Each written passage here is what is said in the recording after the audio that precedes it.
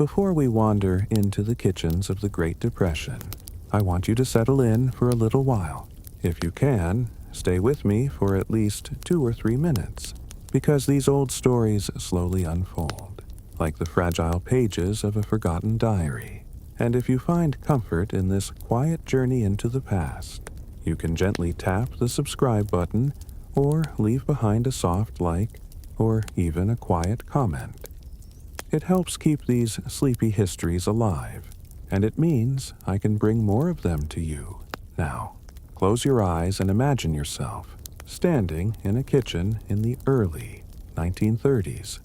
The cupboards are not like the cupboards you know today. They do not hold rows of colorful boxes, sealed packages, or frozen meals ready to be heated.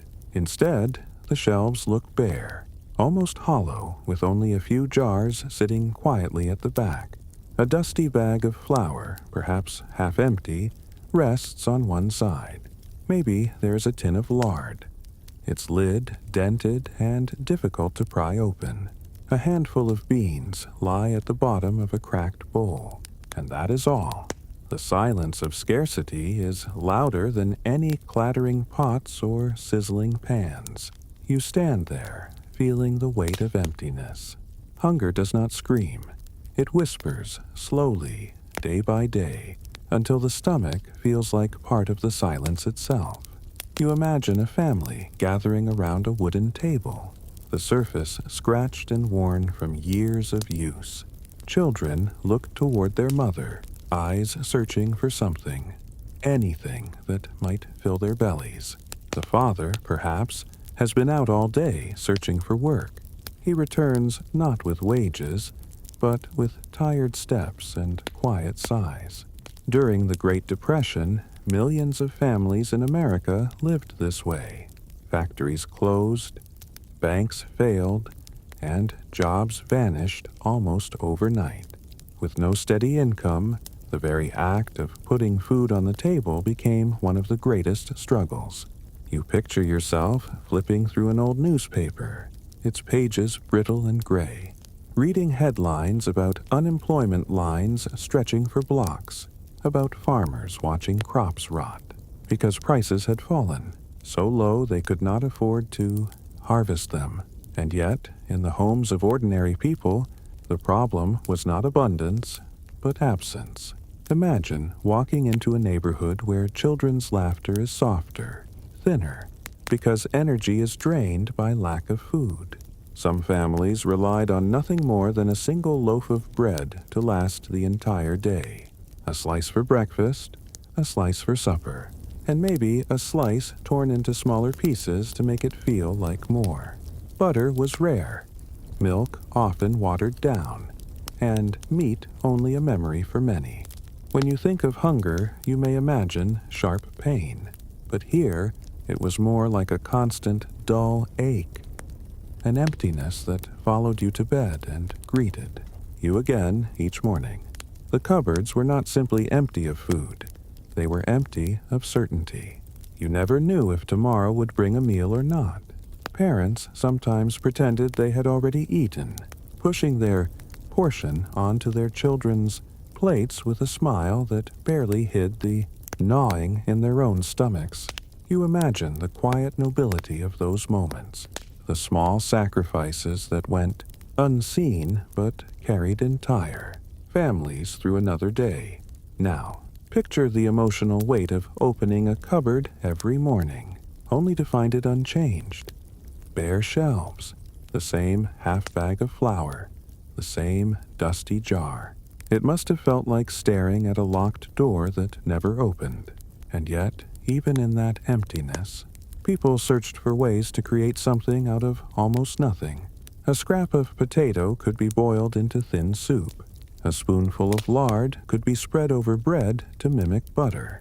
A bit of stale bread could be toasted to give the illusion of freshness. You can almost hear the creak of the cupboard door, the faint clink of an empty jar, the sigh of someone calculating how many meals could still be stretched out of what remained. Children might peek inside with hopeful eyes, and mothers would quickly shut the door, not wanting them to see the truth. The Great Depression was not the first time people had faced hunger, and it would not be the last. But the scale was different here. This was an entire nation.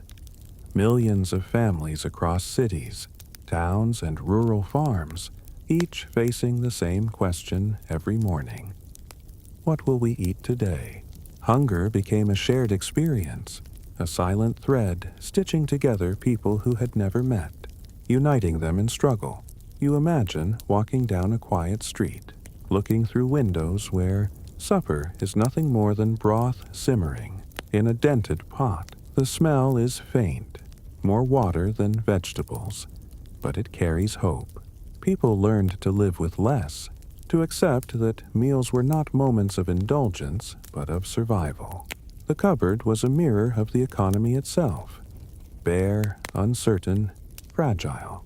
And as you stand there in that imagined kitchen, you realize that the emptiness of the shelves was not only about food. It was about the erosion of security, the sudden collapse of normal life. Before, families had expected full cupboards and steady meals. Now they expected nothing, and anything beyond that felt like a blessing.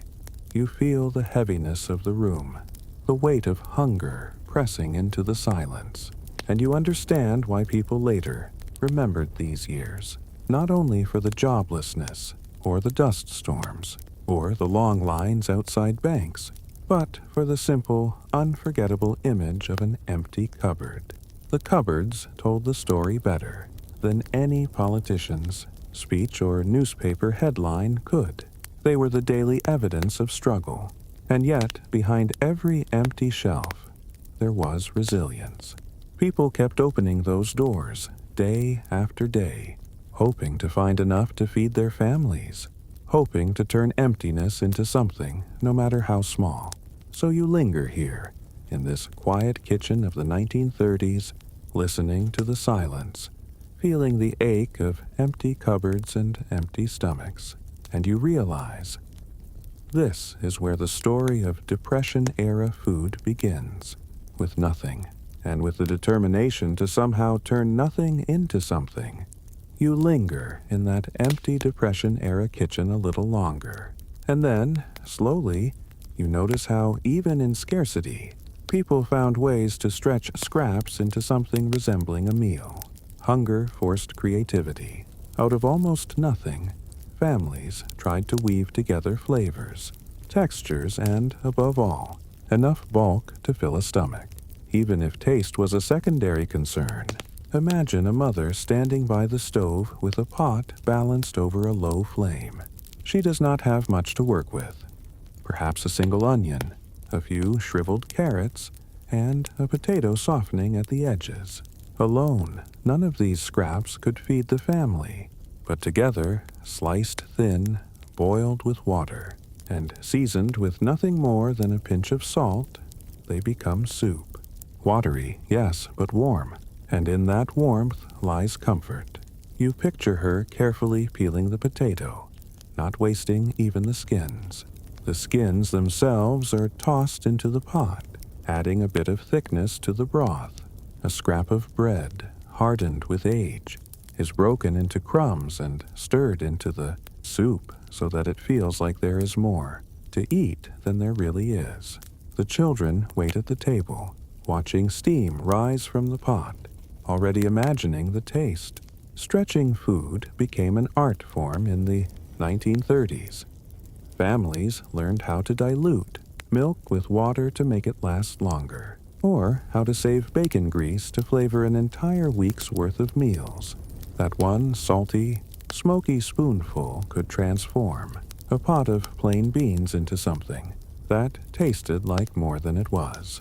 It was less about the ingredients and more about how cleverly they could be combined. You imagine opening a recipe book from those days, though most recipes weren't written down. They were improvised, born of necessity. A dish of depression stew, for example, might be made with whatever vegetables were at hand, or sometimes none at all. People boiled pasta and mixed it with canned tomatoes if they had them, or if not, They stretched it with a little ketchup and water. Flour and lard became dumplings, heavy and filling, floating in a broth that was mostly water. In many homes, oatmeal was eaten morning, noon, and night, thick or thin, sweetened with a spoonful of sugar if available, or left plain if not. Sometimes it was fried into patties, giving the illusion of variety. You can imagine a child wrinkling their nose at the sameness, but eating anyway, because hunger leaves little room for complaints. Scraps of meat, when they could be found, were never wasted. A small piece of ham bone could be simmered again and again, flavoring multiple pots of beans. Even after the meat was gone, the bone itself was valued for the flavor it gave. Chicken, if a family was lucky enough to have one, was stretched into broth, then soup, then sandwiches, with leftovers turned into gravy to be poured over biscuits made from flour and water. You imagine the rhythm of such meals. Small, repetitive, and humble. Supper might be bean soup on Monday, potato stew on Tuesday, fried cornmeal mush on Wednesday, and then back to beans on Thursday. Variety was scarce, but the goal was always the same: to stretch the scraps so that nobody went completely without. There were tricks, too. People discovered how to make food appear fuller than it really was. Bread could be thickly sliced and piled high in a basket, so the table looked abundant even if it wasn't. Plates could be filled with boiled cabbage, inexpensive and plentiful, so that bellies felt full even if the taste was plain. Pies, too, were adapted. Mock apple pies made from Ritz crackers, sugar, and cinnamon, designed to taste like fruit pies, even when fruit was far too expensive. You picture a family gathering around such a pie, savoring each bite, not because it was rich, but because it was clever. It gave them the illusion of normalcy, a taste of something familiar in unfamiliar times. The act of stretching food was not only about survival, it was about dignity. To sit down at a table and share a meal, however small, gave people the feeling that life had not completely unraveled. Parents especially worked hard to shield children from the full weight of scarcity. By turning scraps into meals, they tried to maintain a sense of home, of rhythm, of family tradition. Imagine the feeling of scraping the last bit of flour from a sack, dust rising into the air as hands dig deep, hoping for enough to make bread. That bread, even if dense and plain, became the centerpiece of a meal. It was not just about eating. It was about the ritual of cooking, of sitting together, of pretending for a moment that things were steady. And so the kitchen became a place of quiet innovation. Leftovers were never wasted. Potato water, left after boiling, was reused in bread dough. Coffee grounds were stretched with chicory or reused for a second, weaker brew. Stale bread became bread pudding, sweetened with whatever sugar or syrup could be spared. Every scrap had potential. You can almost feel the carefulness with which ingredients were handled.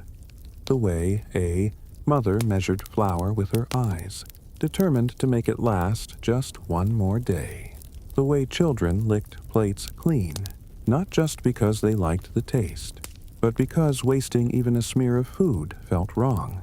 As you picture these scenes, you realize that stretching scraps was not just about food, it was about resilience. It was about people refusing to give in to despair, finding ways to survive and to keep moving forward, even when cupboards were nearly bare. The meals may have been humble, but they were evidence of hope, of endurance, of the simple human determination to make something out of almost nothing. And so you linger again at that Depression-era table, a bowl of watery stew before you, steam rising slowly into the air. It is not a feast, not even close, but it is warm, it is shared, and it stretches just far enough to remind you that life, even in hardship, can still hold moments of comfort. You step out of the small, struggling kitchen and walk into the streets of the 1930s. The air feels colder here, not only because of the season, but because of the atmosphere of waiting, of uncertainty, of quiet desperation. On nearly every block in the city, you notice something that would have been almost unthinkable only a few years earlier. Long lines of people, standing shoulder to shoulder, waiting for food. These were the bread lines, a daily ritual for many who had lost their jobs, their savings, and their stability. Imagine yourself joining one of those lines. It stretches down the sidewalk, winding around the corner, a ribbon of weary faces wrapped in coats that are too thin for the weather. Men stand silently, hands tucked into their pockets, eyes lowered. Women keep children close, trying to shield them from the cold and from the sight of so many others in need. The line moves slowly, but nobody complains. Complaints take energy, and energy is scarce.